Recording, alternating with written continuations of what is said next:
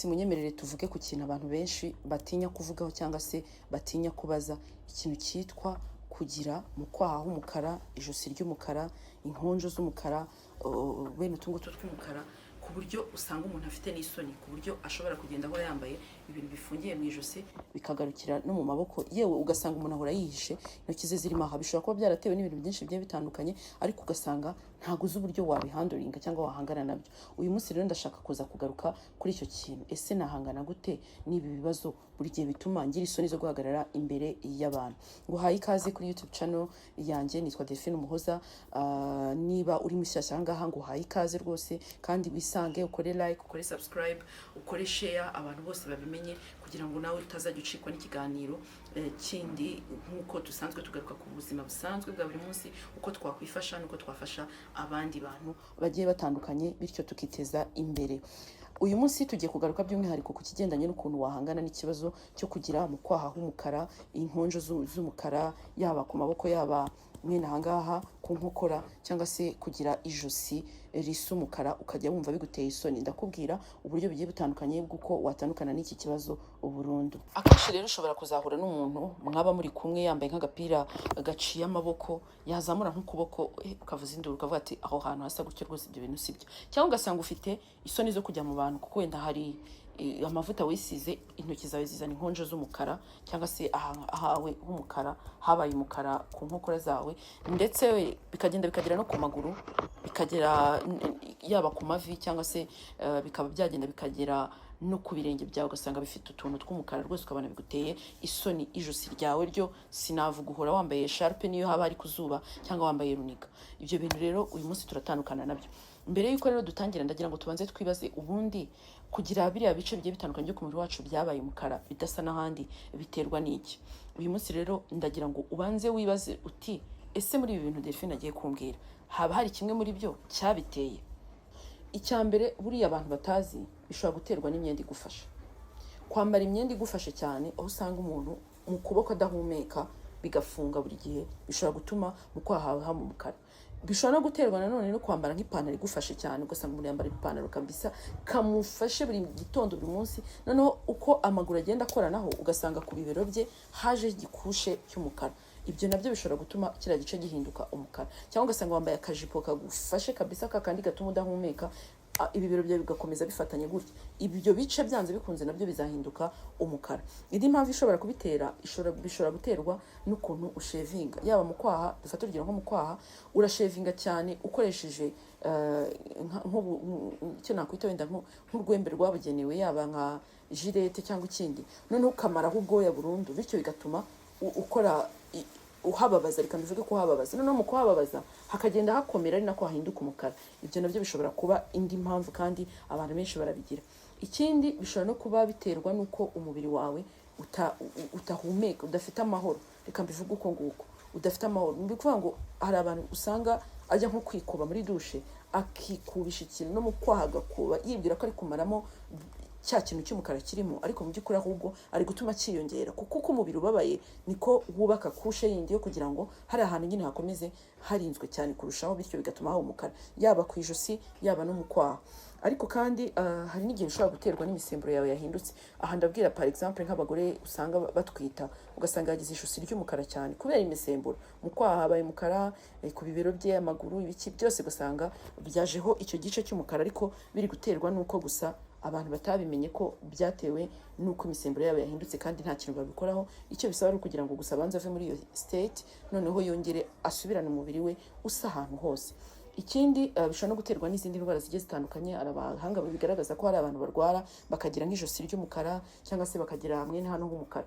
Bishobora guterwa n'imirimo igiye itandukanye ukora. Ndafata urugero, reba nka ba bantu usanga ubuzima bwe ahora amesa, kandi ahora ameza atya, cyangwa se mu kazi wirirwa umeze uko, amaboko yawe wirirwa yashinze. Utu twose nyine ntabwo wakwirengagiza ko dushobora guhinduka umukara. Imirimo igiye itandukanye wakoze, ibyo byose bishobora gutuma ibyo bice byawe bihinduka, bityo ukibaza ngo se nabigenza gute, kandi mu by'ukuri ari ikintu ugomba kubanza kumenya ngo ni iki kibitera, noneho nimara kumenya ikibitera, noneho ndahangana nacyo gute.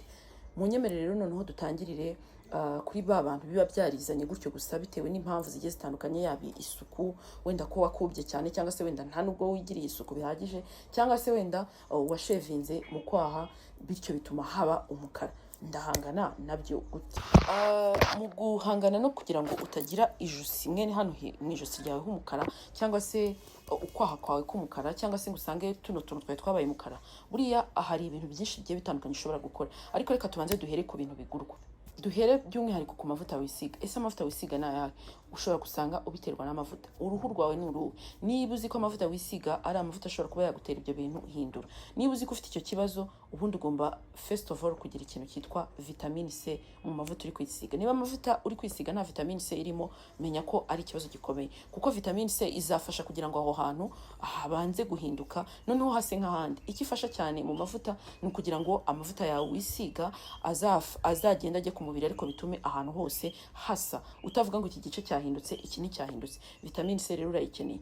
Ikindi ukeneye ikintu cyitwa niacinamide mu mavuta twisiga. Buri gihe biba birimo, haba harimo produits zigiye zitandukanye. Wareba ahantu rero handitse niacinamide, wabona utayifite ukayigura, kuko biroroshye rwose, ushobora kuyibona. Wenda icyo nabwira abantu benshi ni uko ushobora no kugura kamwe gatoya gasanzwe ka niacinamide abantu bisiga mu maso, ariko ukagakoresha noneho no mu mavuta yawe, bityo bikagufasha kugira ngo cya gice cyawe cyane cyane cyo ku ijosi, mu kwaha cyangwa se ku nkokora zawe hahinduke.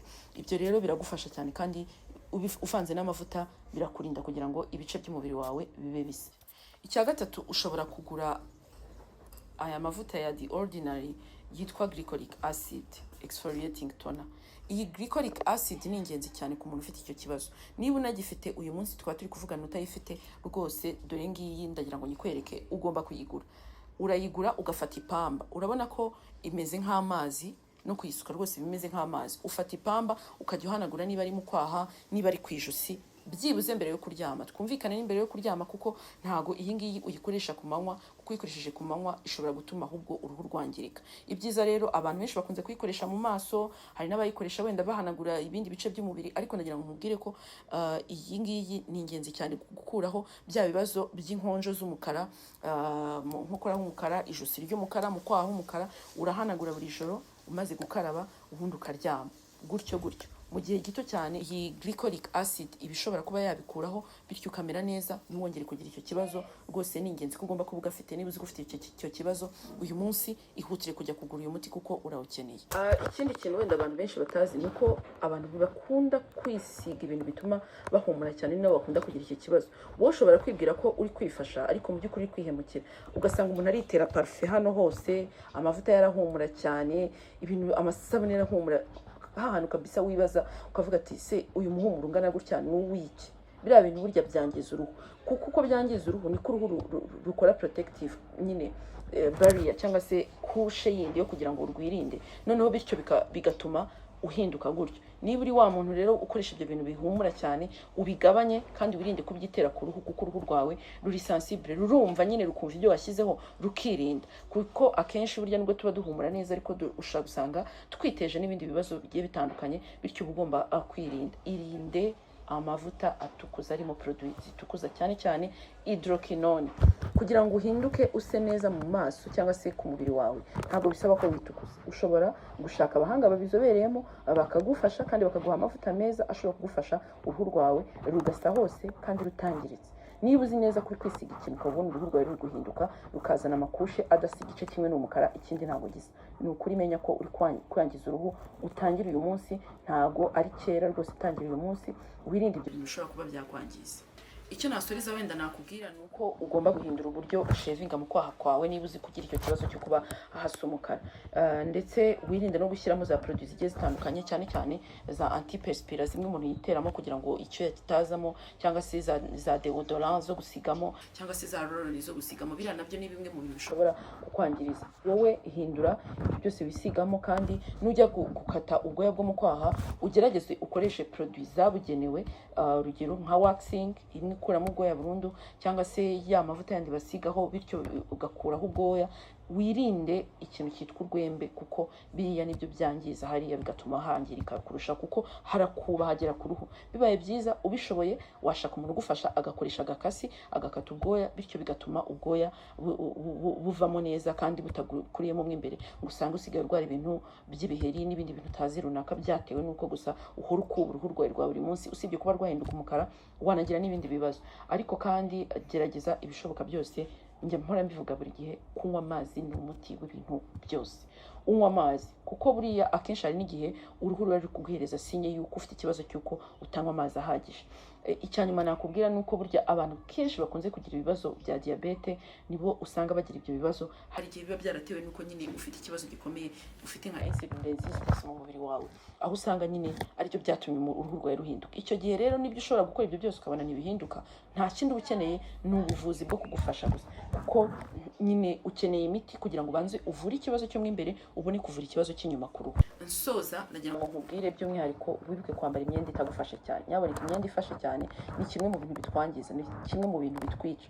Nubwo abantu benshi bayikunda, ariko rimwe na rimwe uba ugomba no kurelaxinga ukaruhuka, kuko usibye kuba yakwangiza ibyo bice bimwe na bimwe bigakomeza byangiritse, ubona bisa ukuntu byijimye, reka mbivuge uko nguko, ariko burya biranakwangiza no mu buzima bwawe bwa buri munsi. Niba nawe rero wari ufite kimwe muri ibyo bibazo, yaba ari ugusa umukara ku ijosi, ku nkokora, ku nkonjo z'intoki, mu kwaha, hagati y'ibibero, ibyo byose ushobora kubirwanya ukurikije ubwo buryo nkubwiye. Ndagira ngo rero nkubwire ngo niba bigufashije rwose, byandike muri comment, cyangwa se niba hari ikindi uzi cyagufashije utubwire. Ariko sinasoza ntakubwiye ngo wirinde ikintu cyitwa indimu. Hari abantu benshi babeshye ko gukoresha indimu mu kwaha bituma mu kwaha hakavamo kiriya kintu cy'umukara, ariko buriya ntago ari iby'abantu bose. Niba uzi ko ufite uruhu ruri sensible, bizatwika uruhu rwawe kugira ngo birufashe. Ahubwo wowe gerageza ibishoboka byose uyirinde, ujye ubikoresha rimwe na rimwe, apana buri gihe.